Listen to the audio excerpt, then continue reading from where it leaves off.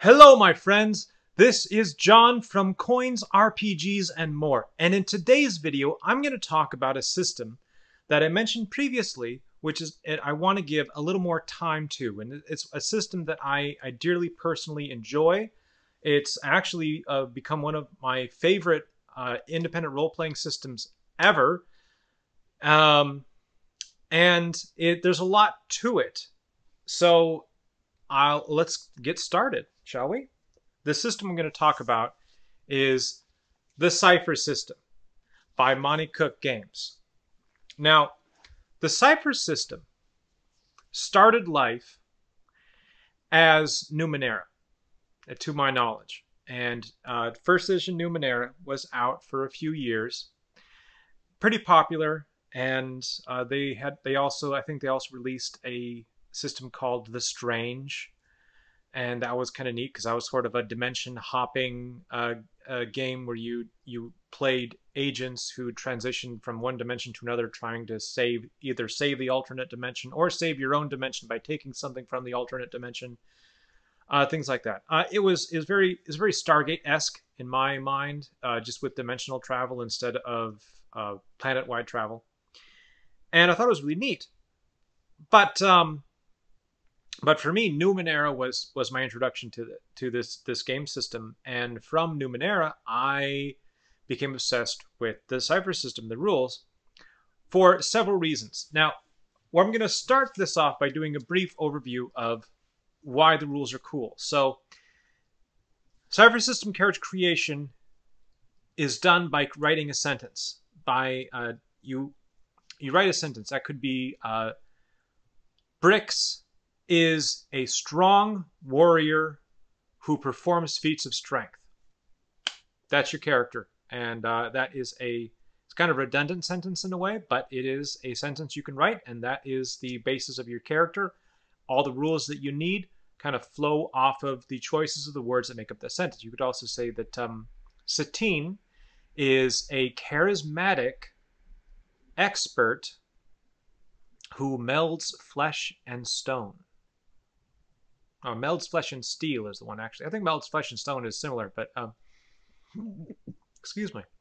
So these are sentences you create, and by utilizing the name of your character, a descriptor, which is a way to a one word that you can use to describe your character: wise, strong, fast, craven, honorable.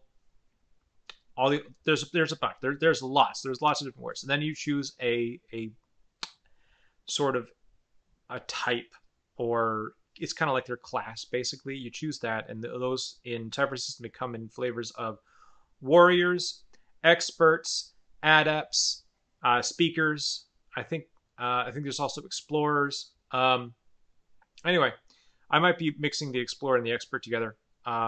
It's been a while since I've been able to run this because I've been mostly doing 5th edition recently. But that is something that the Cypher system has. And then from there, you add on your character's focus. And your foci is the one thing that makes your character unique. No other character in the game is allowed to have the same foci as your characters. When you're playing with a DM in a campaign, you pick a foci, and none of the other player characters can pick that same foci. And that's how that system is designed. And I think what it does is it allows, even if you've got 2 people playing warriors, you're never going to have 2 people playing the same kind of warrior, because the foci vastly differentiates one warrior from another, or one adept, which is the wizard class, from another. And that's part of what gives it its power, is the foci part of this, because there's a lot of different foci. In fact, not only are there a lot of different foci, but within this rule book, there are rules for customizing your own foci and making your own foci from scratch. And you can utilize that as a player or as a game master in order to create something that's unique. And in fact, there's also flavors that you can use. So if you want to have a warrior who has a magical flavor, let's say you want to play a paladin, then there's rules baked into this system to allow you to do that in a codified manner so that things won't get lost or confused and you won't accidentally end up with something that's giving your player something that's completely overpowered. It's already baked in. And also one of the suggestions that's made is if you really do want to have player characters who are slightly more powerful than the average, the best way you can do that is let them have 2 descriptors. So they can be the wise and swift adept who masters spells, or whatever combination you want. Some people also use that as a means to give the character a heritage or an ancestry. Like if they want to make a dwarven character, it can be a wise dwarven warrior who masters weaponry. That's one solid way to handle that. In fact, we're going to talk about that a little bit more when I discuss the supplemental books. All right, so the other cool thing that this system does, this is more or less setting agnostic. It provides a lot of different settings already in the rules. So it gives you a lot of different ways to make your character. All the different abilities that you can use to customize your character are all included in one chapter, which you can go through and really kind of go to town on your character and make your character your own. Now that's the one challenge to the Cypher system. The one thing that's a little more difficult is a lot of the rules and the rule keeping in the game is front loaded. So making your character initially can very easily be the most difficult thing you do in this system. And that is because you have to go through and check a lot of different things, especially if you're making a more advanced type of character. You can make simple characters, and I'll talk about that towards the end of the video, when I'm going to go over the way that I modified Cypher's system in order to use it with middle school aged students and introduce things gradually to them so I didn't overwhelm them in one go, because I only had an hour with them each day. But I'll go over that later. So in the meantime, now there's different things you can do with this system, even baked into the core rulebook, because what they do is they have several different settings. They have the core, and then you can also go from the core. There's the equipment list. The equipment is very basic. So what they do with equipment, that is one thing that's interesting. So with Cypher's system, your character is governed by 3 pools of points. 3 pools of points. You got the might, your speed, and your intellect. And those pools serve both as the resource that you spend to activate your special abilities, as well as your character's kind of stamina, or your character's health in many cases. I kind of prefer to think of it as stamina. You can think of it however you want. Basically, as you perform actions, you can add levels of effort to those actions, and depending on which kind of action it is, that will dictate which pool you pull the points from in order to increase the odds of you succeeding in that ability. And you can do this a number of times equal to your character's tier, which is kind of like a level, but not the same. There's only 7 tiers for this, so you're not going to get like a 20th level character, but you'll find by the time you get to 7th tier, your character is going to feel like a 20th level character. In fact, I would argue that in some cases you can, it's roughly analogous. Each tier is similar to a 3 to 4 levels of character development in D&D 5th edition, or in D&D 3.5. But without a lot of the complications, because there's so much is front loaded, so much is done at the beginning, that once you start developing your character, you are going to get special abilities and things as you go up. But the difficulty part has already been, the hard part's already been taken care of. So you spend those points in order to increase the chance of succeeding in something. There's only a 20-sided die used when playing this game. Anytime you want to attempt something, whether it be an attack or a spell or an ability, you roll the 20-sided die after deciding how many levels of effort you want to attach to this roll, if any at all. And then the DM compares your results to the target number that they had set that you need to hit. And that's the neat part is there's modifiers to this, but the modifiers always only apply to the level of difficulty of what you're trying to do. So, for example, the DM can say, well, this is a they decide in their head, like, I want to do a third level of difficulty thing, which makes the target number 9. So then the player can choose to apply level effort, and that turns that 9 into a 6. And so now the player just has to roll a 6 or better on a 20-sided die in order to succeed. Now the player doesn't necessarily know that, unless the DM is the kind of person that announces the target number to their players ahead of time, unless their players decide how much they want to spend. I typically don't do that myself. I let the players gauge that based upon description. But that's just me. And I'm not saying that my way is the only way to do it. In fact, telling your players the target number might actually be more beneficial to some people. Anyway, so that's how you play. You get your action, and you try to roll equal to or higher than your target number based upon, and then you can modify your roll by spending your points. With weapons are all predetermined. A light weapon does 2 points of damage, a medium weapon does 4 points of damage, and a heavy weapon does 6 points of damage. And you can spend a level of effort to either make your attack with your weapon more accurate, or to make your attack deal more damage. You can do both, but it costs you twice the number of points and level of effort to do that. They're tracked separately.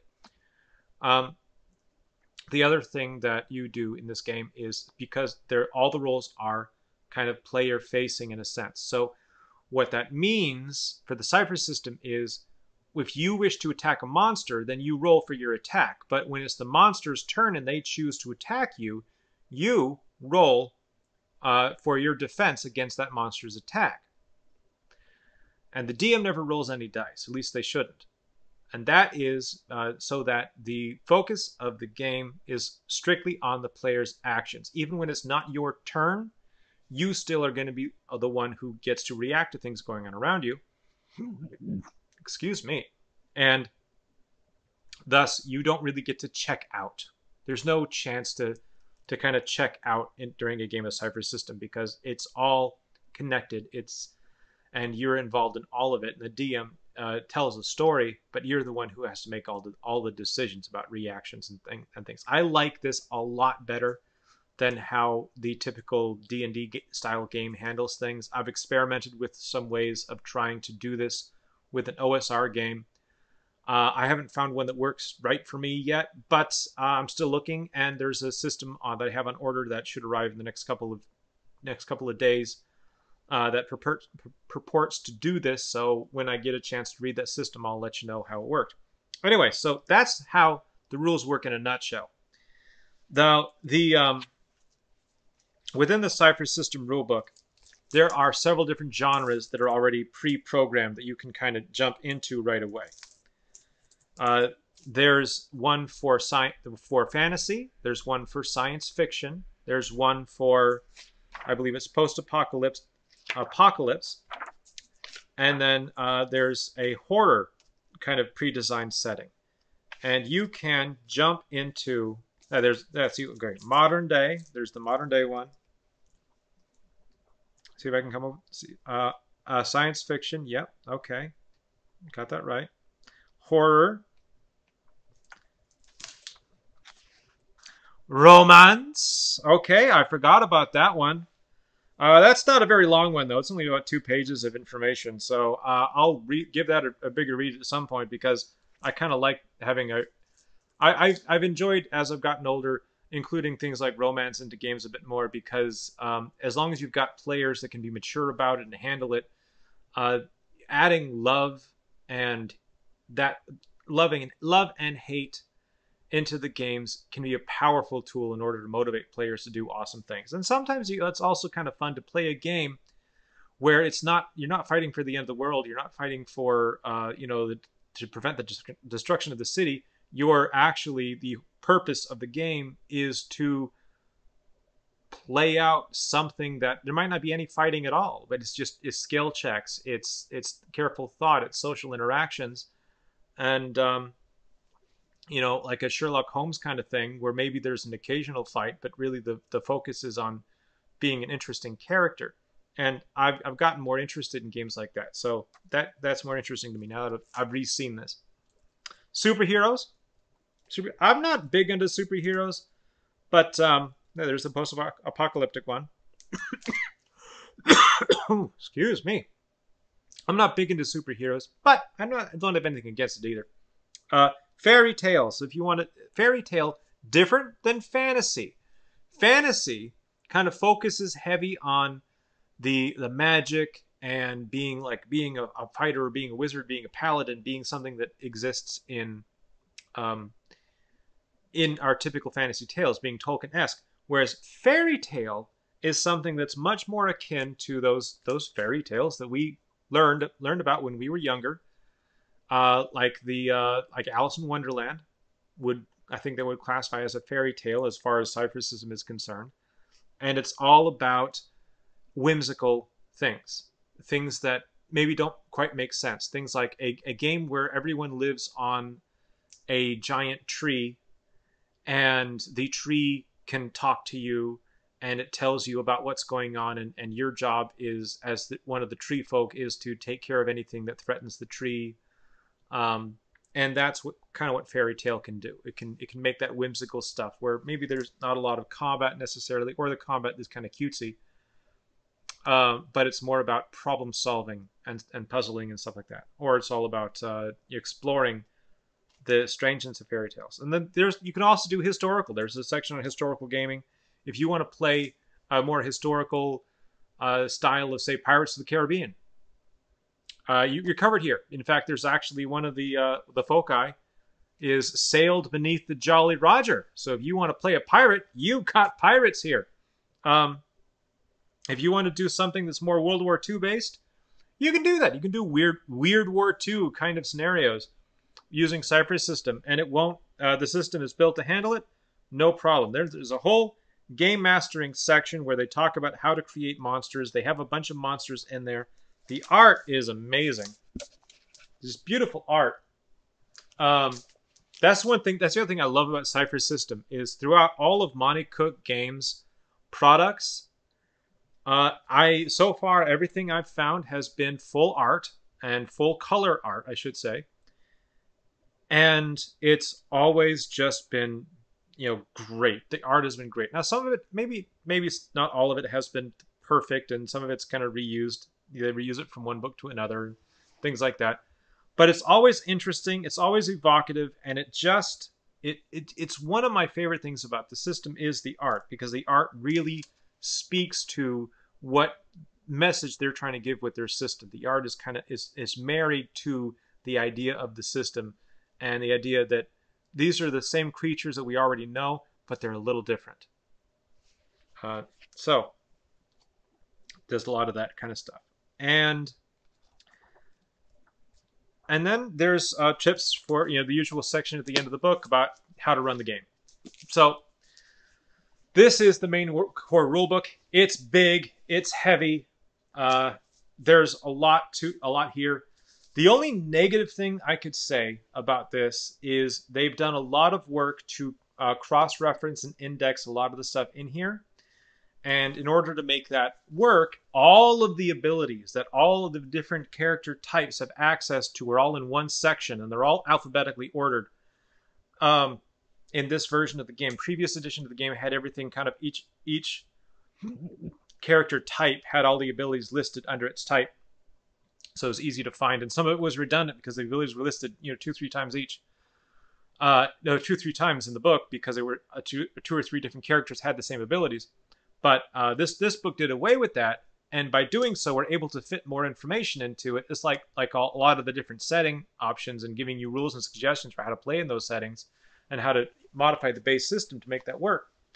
So that was a good part. The bad part is trying to run this system on the fly and look up rules or look up an ability takes a little time.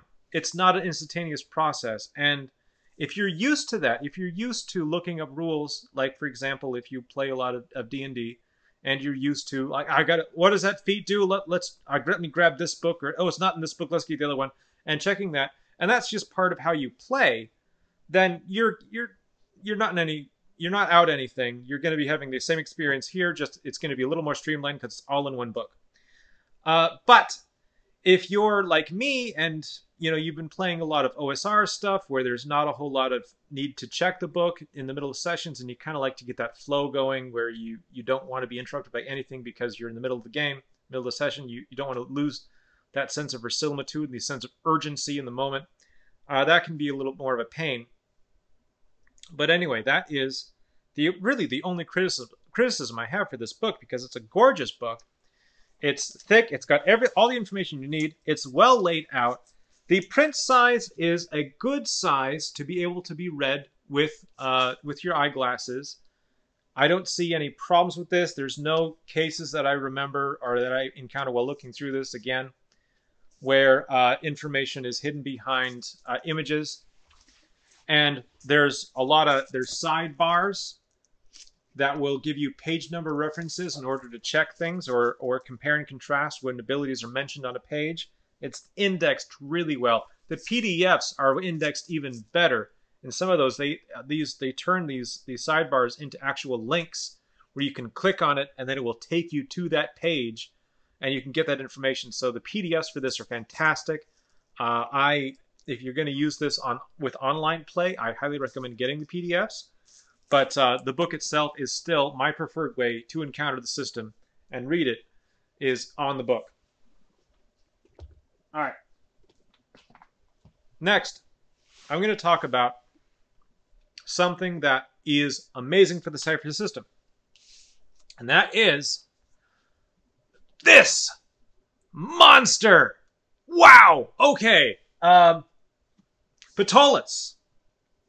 I think that's how you pronounce it. Anyway, Monty Cook's City by the Spire. I have this for the Cypher system. This is an entire campaign setting and extra rules and all this stuff in one book. I mean, it's a campaign setting. It is a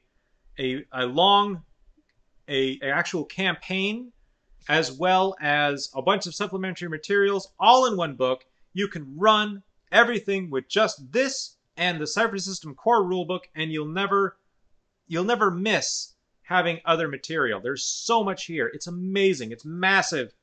I have barely scratched the surface of this thing, and I've read it for hours. I really enjoy this book.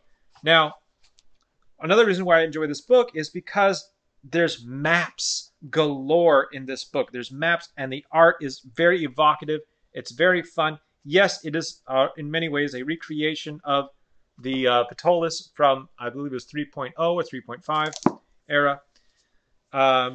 This book kind of combines and takes up a lot of that old material and redesigns it to work with the Cypher system. There's also a version of this available for 5th edition D&D, if that is your preference. Me personally, though, if I'm going to play something like this, I'm going to play it for the Cypher system, because that is the system that Monty Cook designed this remake for, in my opinion, and that's where I want to be. It's huge. And the other thing that you have, if you get the super special version of it, which I think is still on their website, you get this folder that has all these little extra things. You've got maps that you can use to illustrate different parts of the city. Map of the city. You've got a little segue to different locations in the city. Smaller maps of certain locations. There's adventure maps. There's building maps. Wanted posters, if you want to use those as props for your game. Those things are awesome. I am really coming to love having those kind of props and having them be professionally made instead of something that I just quickly drew up with a pen in my spare time is amazing for me, because frankly, these days I don't have nearly as much spare time to do this sort of thing as I used to, especially recently when I've been trying to do, I've been filling a lot of my time with making videos for this YouTube channel and then learning how to edit them. I still don't quite know how to edit them. So that's a process. It tends to be if I make too many mistakes in the video, you guys just never see it because I don't post it. Still working on that. Still working on trying to learn it. So Ptolus is awesome. It is the biggest campaign setting in a book that I have seen for Cypher system, and I love it a lot. But let's get to the supplementary material, because there are several books that have been released as supplementary to the Cypher system that are really cool. Now, all this stuff is specifically for the Cypher system. I am not talking about Numenera here. Numenera is a separate video. But frankly, there's a lot of people that talk about Numenera, so I may not talk about Numenera. We'll see. I'm not sure. But I want to focus on Cypher system, because Cypher system is where I personally feel the connection the most with the game, because I kind of like that ability to have one system that can do a bunch of different genres and have fun with it. So let's talk about the genre books. First, Godforsaken. All right, Godforsaken is the Cypher system fantasy genre book. What this does is it takes the fantasy genre rules or suggestions that were posted or published in the Cypher system core rulebook and expands on them to a great degree, giving you options. Oh, first off, look at the art. Oh my God, I love it. I love it. It's actually my desktop right now. Excuse me. So it has sections in it that talk about what makes a fantasy setting special. What is it that will draw you to a fantasy setting versus a historical setting or something else? And so it talks about different types of fantasy settings. It kind of alludes to the typical, Tolkien-esque fantasy, the kind of fantasy that you tend to see in a D&D style story. And it talks to you about how to recreate that using this system, but also how to do other things as well. It has new foci for the game. I think there's also some new descriptors. There's suggestions on how to make a paladin or other classes that you might be familiar with in other RPGs. It gives you suggestions and guides on how to create that using the Cypher system, so you're not just being thrown to the wind and say, "Oh, just make something." And it gives you suggestions on how to flavor your abilities in order to make sure that your character is doing the thing that you want it to do, flavor-wise as well as rule-wise. And then there's an expanded equipment list, which is really cool. And the expanded equipment list also includes prices for items using the usual gold, silver, and copper standard that we've gotten used to as role players. So that's all there. It also has suggestions on how to handle magical items and doing a bunch of stuff like that. How to make, how to do a lot of the fantasy tropes, like how to do traps, how to do dungeons, how to it has a lot of that kind of stuff. Developing magical spells, and also about monsters. There's a couple of fresh monsters. There's different ways you can incorporate even more magic into the setting in order to make your player characters more powerful, or in order to make the monsters more dangerous. And then on top of that, it has more creatures and NPCs, automatically generated NPCs that you can look at. You can grab these. For example, there's a Cyclops in this book. So if you want to have a fantasy that uses Cyclops, you've got a Cyclops written right here. And it's a full page on the Cyclops. Now, you don't need all of this to be able to run a Cyclops necessarily. You don't need a lot of, you just need some small piece of information. But a lot of these things here are here as an explanation of what all those abilities do so that you can run that Cyclops. And that's what they do with a lot of these monsters. A lot of these monsters are designed so that all the information is presented in this book, so that once you have read this information, you really just need a quick reminder on what's there, and then you can remember it and you can work it into your stuff. Now, the second half of this book, or really the third of this book, is all about the Godforsaken setting. Now, I haven't read too much about the Godforsaken setting itself, because what little I did read kind of didn't really impress me that much. It's neat, it's different, but it's not my style. I'm more of a Tolkien-esque person. I like Tolkien-esque settings, and so anything that isn't Tolkien-esque is a bit harder of a sell for me. Which is why I was surprised I liked Mark Borg so much, because that's definitely not Tolkien-esque, but I really kind of, for some reason, that just grabbed me when I read it, and I really, really liked it. Anyway, but that's a lot, and that's all in this book. So if you are the kind of person that loves the concept of D&D, but is getting tired of 5th edition D&D, or any edition of D&D, or Pathfinder, or Fantasy Age, what have you. You're just tired of that and you want to try something different, but you want it to be familiar at the same time. You can do that with the Cypher System core rulebook and then Godforsaken, and just absorb these 2 books, and you're going to be ready to run a fantasy game. And you're not, honestly, once you get into it, once you and your fellow players kind of get used to the rhythm of the Cypher system, I suspect that at least half of you are going to be Cypher System converts, because once you start playing this, it starts flowing really nice, in my opinion, and I love it. But there's more. There's more. So there's also The Stars Are Fire. That's their science fiction supplement. And this one has a lot of rules, just like with the fantasy book. This expands the science fiction presented in the core Cypher System rulebook, with a lot more technology, more character options, and a bunch of more information. I'm not going to go into as much detail in that, because I haven't read this one as much. I've used it mostly to farm ideas for magic items and equipment stuff when I did a short sci-fi campaign over a while ago. Excuse me. There's more monsters. There's a nice section about spaceships and how to handle starship combat in the Cypher system, and other stuff dealing with large vehicles. So, excuse me. If science fiction is your jam, or if near modern is your jam, let's say you want to do like Stargate, where it's like near modern Earth, but slightly in the future, you know, just at one step into the future, this book's got you covered. If you want to do Star Trek, but in Cypher System, this book's got you covered. If you want to do Star Wars, well, this is probably a bit more hard sci-fi.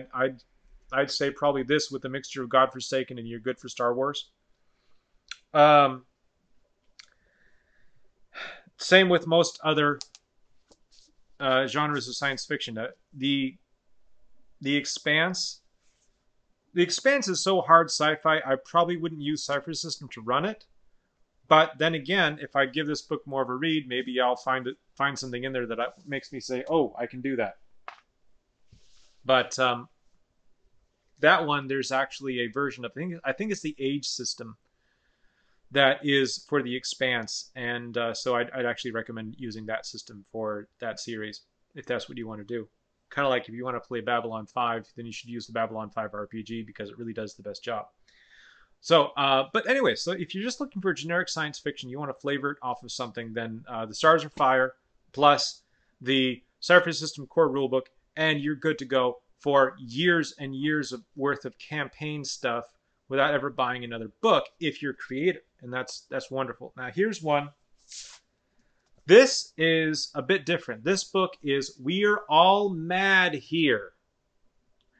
And what this book is it takes the fairy tale concept from the Cypher System core rulebook, and it really turns it into an entire subgenre in and of itself. And it is beautiful, really. I mean, the art is cool.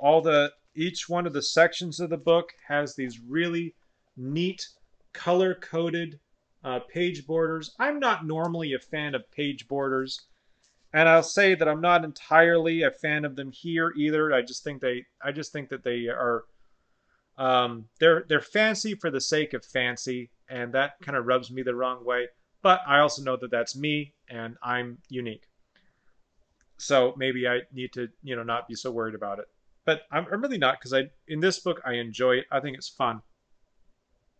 The other thing that this book does really well is it presents different kinds of fairy tales. So if you want to be, I'm going to look at this picture right here, a brave wooden soldier that goes into battle on a rocket-powered rocking horse. This system has got you covered. And I'm normally I wouldn't look at art and say, oh yeah, that's obviously something that you can do. But I know from my experience with Cypher system that actually works. Like, you can actually make all of these things. Anything you see in this art is something that you can make happen in the game system. They don't choose art to use that you cannot emulate. And I can't say the same for other role-playing games that I've read. So that's another point in favor of this system. They really provide you with what's on the tin. If you like the color purple and pink, this book's got you covered. There's a lot of it because it's very colorful. It's very artistic, and I think it's really neat. I think the way that let's show you. Okay, there's more monsters and unique NPCs that you can pick up. You get from this book that you can use in your games. There's a whole map of a world that can exist. Let's see if I can. I don't really want to unfold the whole thing, but just give you an idea of a piece of the map. Because I actually, would want you guys to enjoy my review enough that you'd want to go buy the book, because that's the ultimate. The ultimate goal is I want more people to play with. So this is fun. I haven't read it. I have not read this cover to cover. Confession, because I am not as much into fairy tale stuff, but I know that I could be in the future, and it was not out of my way to collect this one book to work on my Cypher system collection and have all the stuff for the Cypher system. Speaking of which, having all the stuff for the Cypher system, here's the horror genre. Now, horror is actually a bit more in line with Cypher system than you might imagine. Cypher system, the rules tend to be, in my opinion, a bit more pulpy. They encourage a higher level of action, and they give a lot of different abilities. And so in that sense, the Cypher system is really kind of fun, because your characters get to be powerful at a lower level, as it were. And some people might think that doesn't lend itself well to horror. And what I would say is, generally, you're right. Especially higher tier characters, it's going to be hard to actually frighten them because they have so many points in all three of their pools that they can use to soak up anything you're throwing at them. But for lower tier play, horror is very much viable. It's incredibly viable, because they're not going to have it's like trying to do horror in, say, D&D. If you're trying to do horror in D&D, you want to do it before your player's characters reach level 5. Because after they reach level 5, you're not going to scare them unless you're bringing something into the horror that's so big that it could squash them like a bug, and then it's really not fun. But with this game, they give you a lot of cool options. This book goes through how to frighten your player characters, how to create scenarios that will help you as the DM tell a horror-themed story while being sensitive to your players' needs, so you don't set them up to actually freak out the players themselves any more than they want to be, of course. As well as trying to create it in a way that something that might frighten their characters, and they can have fun with it. And if you want to do something that is more focused on, say, vampires and werewolves and stuff, and not necessarily on the horror aspect, but just on the supernatural aspect, then this book's got you covered there as well. You want to do something that's more like involving cryptids and modern day investigators searching out those cryptids, then this is Stay Alive is the book for you. combined with the Cypher System Core rulebook. So those are all the supplement books to the Cypher System. But there's one more component to the Cypher System that I think is hugely important. And this is the cards. Now, the cards that I bought the box that kind of was for the Strange, but it is the Cypher chest, and it's all about stuff that can be used with any Cypher system. That's another important key aspect is the Strange and the Cypher system. While they are not 100% comparable, there are some differences in each one. Same with between the Cypher system and Numenera. They are not 100% compatible, but they are so close that, frankly, I don't mind. You can take stuff from the Strange and throw it into Cypher, and it might be a little weird here and there, but for the most part, it's going to fit without any trouble. And for the most part, it's the same with Numenera and Cypher system.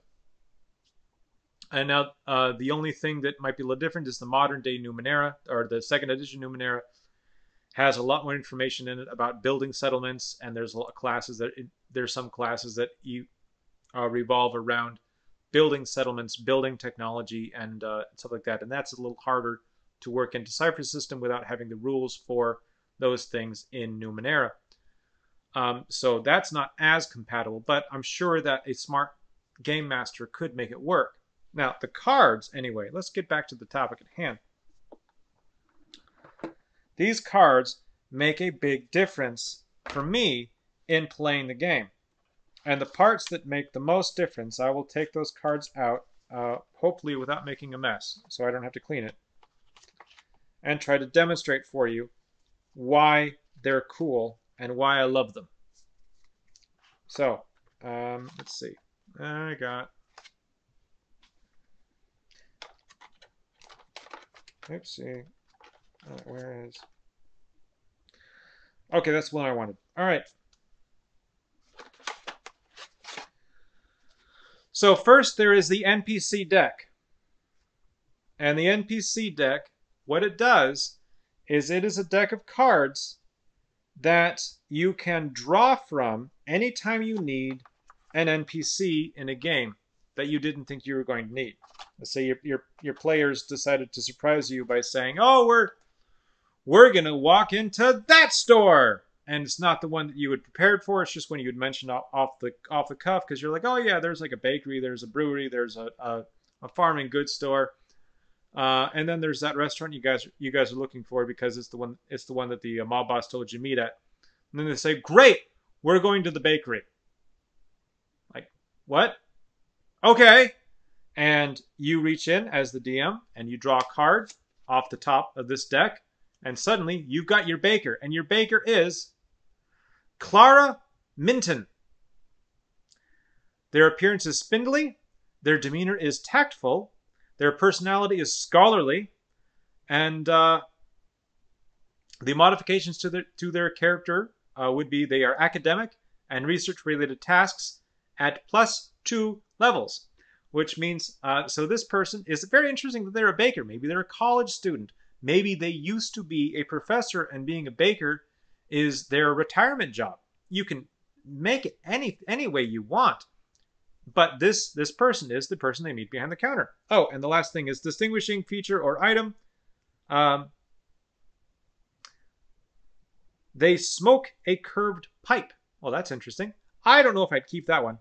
But you can kind of ditch something from these cards if you don't like it. But let's say they're, oh great, well, we finished with the baker, we got some extra croissants, and now, you know what, I heard you say there was a tire repair shop back that way. Yeah, I did.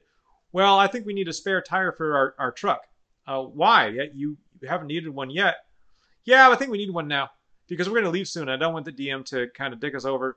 Sorry, I don't want the DM to frustrate us by suddenly having us pop a tire and saying, well, you never bought a spare, so I'm going to go buy a spare. Okay, fine. So you draw a card for the tire repair shop worker, and you get Murphy Raymond. And they are a portly man who is quiet, shrewd, And they love cooking and food-related tasks. They can do those at a +1. Tasks related to resisting temptation at -1. So this is an overweight person who works as a mechanic and moonlights as a chef in his personal time, or their personal time. And there you go. Like, you've got a ready-made NPC right there. And it just took this one deck of cards to get you there. And that's why I love it. I use this tool a lot when I GM, especially when I was GMing over Zoom. I would use this tool a lot to help me out because I'll be honest, I can be a lazy game master. Sometimes I just don't want to do a lot of prep, or I don't have time to do a lot of prep. And so having these cards allows me to draw up information and be able to work with it. Same thing goes for, there's another deck of cards that are item cards. And these item cards allow you to generate magic items or interesting items by just drawing a couple cards. Like, say you're like, oh, I think your guys are going to find 2 treasures in there, and you draw 2 cards out. And then you're like, I've got a mind stabilizer and a meditation aid. Okay. And then you can roll a d6 die to decide what level each of these items are and read the effects to them to the player character. Or just hand them the card, and then the player character copies down the information of the device that they found, the Cypher that they found in their notebook, and you can put the card back into the deck confident that they have the information that they need, and when it's time for them to use that thing, they just tell you what they're using and what it does. Cool. Then there's the monster cards, and I actually have collected the monster cards for both Cypher system and for the Strange. And I'm thinking of collecting all the ones for Numenera as well, because I like making big decks of monster cards that I can just draw from. And these are all separated by the difficulty class of each of the monsters, so that you can actually, if I'm say that I know that I only want to use tier, or not tier, but difficulty class 2 or 3 monsters in this in the upcoming scenario, because I don't want to overwhelm the player characters with really tough monsters, then I go into my little organization pile and I find the section of cards that are all tiers, 1, 2, and 3, or difficulties 1, 2, and 3, and I take those out, and then I can kind of draw from that deck when I'm creating my encounter, or just look through the cards and get inspiration that way. So these cards are fantastic. They're also great if you're playing on the fly, and you're like, oh my gosh, I didn't expect them to go into that cave. I wanted them to go into this main cave, which I designed and set up. And unfortunately, the way that I've described things, I can't just magically say that the main cave is actually the one that they went into and not the one that they aimed at, because I've already set it up so it's not, and told them that. And then so now you have to decide what monsters are in there. Well, you turn to these card decks and you draw a couple of quick cards out, using the levels of where your party's currently at, and you've suddenly got a stocked dungeon. It's not perfect, it's not amazing, but it gets the job done. The other thing that the Cypher system usually has is experience point decks, and these cards typically have numbers between 1 and 4 on them, and they help you track your players' experience points. That's important because players will use those experience points to either give themselves re-rolls on their ability checks, or sorry, on their dice rolls. If they fail, they can spend 1 point to re-roll the die, or they can spend multiple points to buy, like 2 or 3 points to buy special enhancements to the scene, or changes to the scene in order to benefit themselves and the rest of the party, or they can spend 4 points in order to buy an enhancement, a permanent enhancement for their character, allowing them to slowly advance towards second tier and beyond.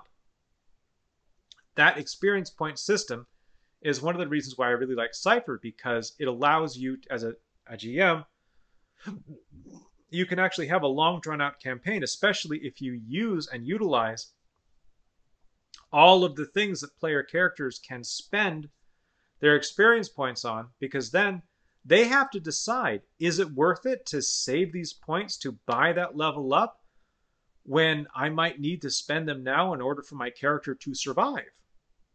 Because if my character doesn't survive, then banking all these points is not going to do me any good.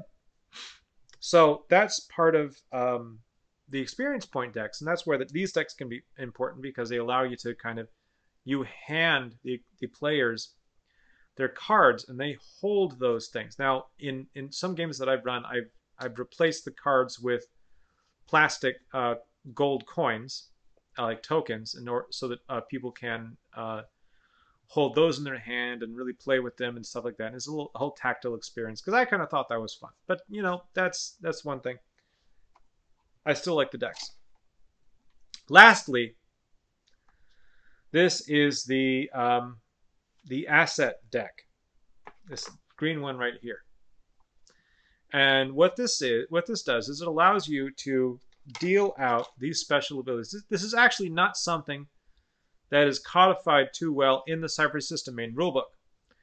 But what this does is you can deal out these cards. Each player gets like 1 or 2 cards per game session, and each one gives them a special one-use bonus that they can then apply to their character during that day's session. For example, here's one that says Inspiration.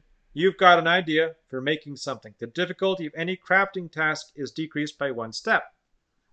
So when the time comes, I take this card and I say, GM, I am going to attempt X task, and it's going to be easier by 1 step. You turn that card in, and you activate. When you turn the card in, the ability is activated, and you get that benefit on the die roll. And that's how it works. So those cards, this is a portion of what I started to use in order to help me run games faster and in a more entertaining fashion with the Cypher system. And that's what I want to kind of support, why I really support using these things. It's what opened my eyes to other ways that I could use decks of cards in order to enhance my GMing and make my GMing a bit more kind of a free flow, inspirational experience, instead of a slog of, oh my god, I've got to spend 2 hours prepping this stuff before the party gets here.